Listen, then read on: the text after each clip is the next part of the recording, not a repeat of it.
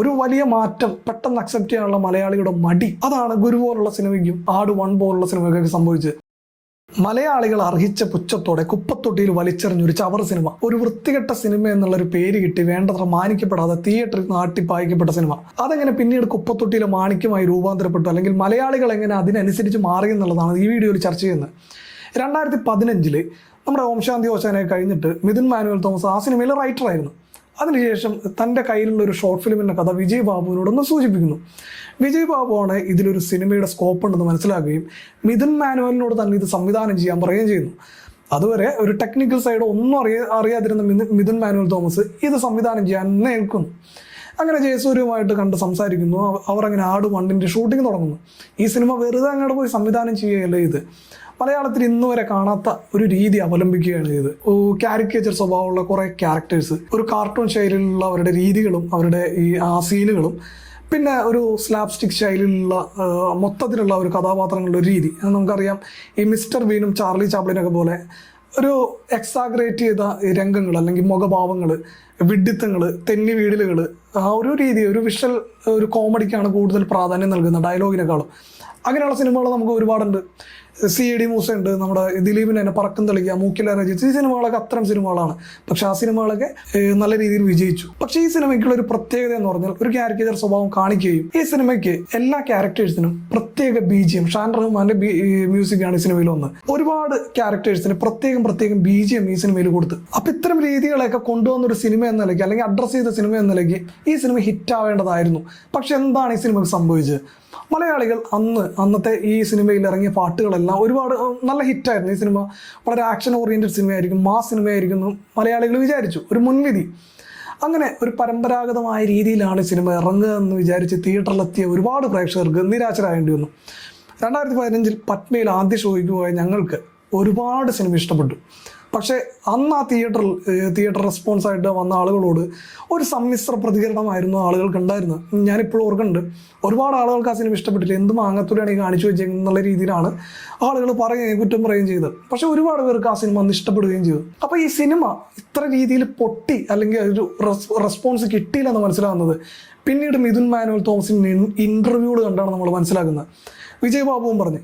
പക്ഷെ പിന്നീട് നടന്നതാണ് ഒരു ചരിത്രം. നമുക്കറിയാം, ഒരു ടോറൻറ്റിലും CD-യിലും സിനിമ ഇറങ്ങിയതിന് ശേഷം സിനിമ ഒരു വൻ ഹിറ്റായി മാറി. ആ സിനിമ റിപ്പീറ്റായിട്ട് ആളുകൾ കാണുന്നു, അതിൻ്റെ പാട്ടുകൾ എല്ലാ സ്ഥലങ്ങളിലും പ്ലേ ചെയ്യപ്പെടുന്നു. അത് ഷാജി പാപ്പൻ ഒരു മലയാളത്തിന് ക്ലാസിക്കൽ ടൈക്കണായിട്ട് മാറുന്നതാണ് പിന്നീട് നമ്മൾ കണ്ടത്. ഒരു പുള്ളി എന്താണോ ആഗ്രഹിച്ചത് അത് പിന്നീട് CD-യിലും ടോറൻറ്റിലും കണ്ട ആളുകൾ ഏറ്റെടുത്തു. അതുവരെ തിയേറ്ററിൽ പോയി കണ്ട ആളുകൾക്ക് ഇഷ്ടപ്പെടായിരുന്നു സിനിമ. അങ്ങനെ ഈ സിനിമ ഏറ്റെടുക്കുകയാണ് ഇത്. അതായത് അന്ന് കണ്ട ആളുകളുടെ സ്വാധീനം, ഇഷ്ടപ്പെടാതിരുന്നവരുടെ സ്വാധീനമാണ് പിന്നീട് ആളുകൾ തിയേറ്ററിലേക്ക് എത്താൻ വിമുഖത കാണിച്ചത്. നമുക്കറിയാം, മലയാളികളെന്നല്ല, മനുഷ്യൻ ഒരു പുതിയ പാറ്റേൺ കണ്ടാൽ, പുതിയ ശൈലി കണ്ടാൽ പെട്ടെന്ന് അക്സെപ്റ്റ് ചെയ്യാനുള്ള അവൻ്റെ ഒരു മടി, അത് നമ്മുടെ പല സിനിമകളിലും അത് പ്രകടമായിട്ടുണ്ട്, പ്രശ്നമായിട്ടുണ്ട്. അതിന് ഏറ്റവും വലിയ ഉദാഹരണമാണ് ഗുരു പോലുള്ളൊരു സിനിമ. കൊമേഴ്ഷ്യലായിട്ട് ഒരു സിനിമ, ചന്ദ്രലേഖ പോലുള്ളൊരു സിനിമ അതേ സമയം തന്നെ ഇറങ്ങിയപ്പോൾ ഇതിൻ്റെ ഗുരു എന്നൊരു ക്ലാസിക് കൾട്ട് സിനിമയുടെ വാല്യൂ കാണാൻ അന്നത്തെ പ്രേക്ഷകന് മനസ്സിലായില്ല. അത്തരം ഒരു സിനിമയ്ക്ക് ഉണ്ടാവുന്ന ഒരു വലിയ നേട്ടം അല്ലെങ്കിൽ ഒരു വലിയ അച്ചീവ്മെൻറ്റ്, നാളെ സിനിമ എങ്ങനെ സഞ്ചരിക്കണം എന്നുള്ളൊരു ബോധം അന്നത്തെ പ്രേക്ഷകന് ഉണ്ടായില്ല. അവർക്ക് ആസ്വദിച്ച് കാണാൻ പറ്റുന്ന ഒരു സിനിമ എന്ന രീതിയിൽ അവരെല്ലാവരും പോയി ചന്ദ്രലേഖ കണ്ടു.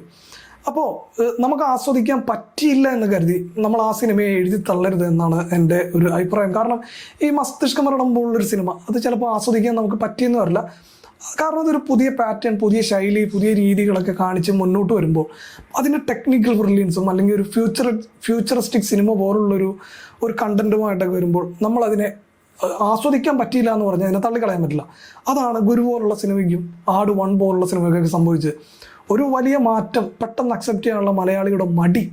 ഇപ്പോൾ മലയാളത്തിൽ എണ്ണം പറഞ്ഞ ക്ലാസിക് കൾട്ട് സിനിമയായിട്ട് അല്ലെങ്കിൽ ഒരു ഐക്കോണിക് സിനിമയായിട്ട് നമ്മുടെ ആട് 3 മാറിയിട്ടുണ്ടെങ്കിൽ അത് മലയാളിയുടെ മനഃശാസ്ത്രം കൂടിയാണെന്നാണ് എനിക്ക് തോന്നുന്നത്. നമ്മുടെ അക്സെപ്റ്റൻസ് മാറിയും മറിഞ്ഞിരിക്കും. അത് ഒരുപാട് സിനിമകൾ നമ്മളുടെ ഈ ഒരു സ്വഭാവം കൊണ്ട് തോൽപ്പിക്കുകയും ഒരുപാട് സിനിമകൾ വിജയിക്കുകയും ചെയ്തു. ലോക പോലുള്ള സിനിമകൾ ഒരു പുതുമ കൊണ്ടുവന്നപ്പോൾ നമ്മളതിനെ കൈ നീട്ടി സ്വീകരിച്ച്, അല്ലാത്ത സിനിമകൾ നമ്മൾ പൊട്ടിച്ച് കൈ കൊടുക്കുകയും ചെയ്യും. ആട് 3യുടെ ട്രെയിലർ കണ്ടപ്പോഴും എനിക്ക് തോന്നിയതാണ്, ഇതും ഒരു പുതുമയായിട്ടാണ് മിഥുൻ മാനുവൽ തോമസ് വരുന്നത്. ഒരു ടൈം ട്രാവലാണ് പുള്ളി ഉദ്ദേശിക്കുന്നതെങ്കിൽ അത് വളരെ വലിയ വലിയ മാറ്റം നമ്മുടെ മലയാള സിനിമയ്ക്ക് കൊണ്ടുവരും എന്നുള്ളത് തന്നെയാണ് എനിക്ക് പറയാനുള്ളത്. കാരണം ഇത്തരം സിനിമകളിലൂടെയാണ് നമുക്ക് വലിയ ബഡ്ജറ്റും വലിയ പ്രൊഡക്ഷനിലൂടെ മലയാള സിനിമയുടെ മുഖച്ഛായ തന്നെ മാറ്റാൻ പറ്റുള്ളൂ. അപ്പോൾ ഇതും ഒരു പുതുമ, അല്ലെങ്കിൽ ഇതിനെ മലയാളികൾ തള്ളിക്കളയോ അല്ലെങ്കിൽ മലയാളികൾ ഏറ്റെടുക്കുമോ എന്നുള്ളത് സിനിമ കഴിഞ്ഞാലേ നമുക്ക് മനസ്സിലാവുള്ളൂ. അല്ലെങ്കിൽ ആട് 1ഉം 2ഉം പോലെ തന്നെ ഇരിക്കണം ആട് 3 എന്ന് മലയാളികളെ ഞാൻ വിചാരിച്ച ഈ സിനിമയും കട്ടപ്പുറത്താവും. പക്ഷെ എന്നെ സംബന്ധിച്ച് ആട് 3 ട്രെയിലർ എനിക്ക് ഒരുപാട് ഇഷ്ടപ്പെട്ടു. ഈ സിനിമ എന്തായാലും നല്ല രീതിയിൽ ഓടും എന്ന് തന്നെയാണ് എൻ്റെ പ്രതീക്ഷയും. അപ്പോൾ ഇതുപോലുള്ള വിശേഷങ്ങൾ അറിയാൻ നമ്മുടെ ചാനൽ ഒന്ന് സബ്സ്ക്രൈബും ലൈക്കും ചെയ്യുക. അപ്പോൾ അടുത്ത വീഡിയോയിൽ കാണുന്നവരെല്ലാവർക്കും ബൈ.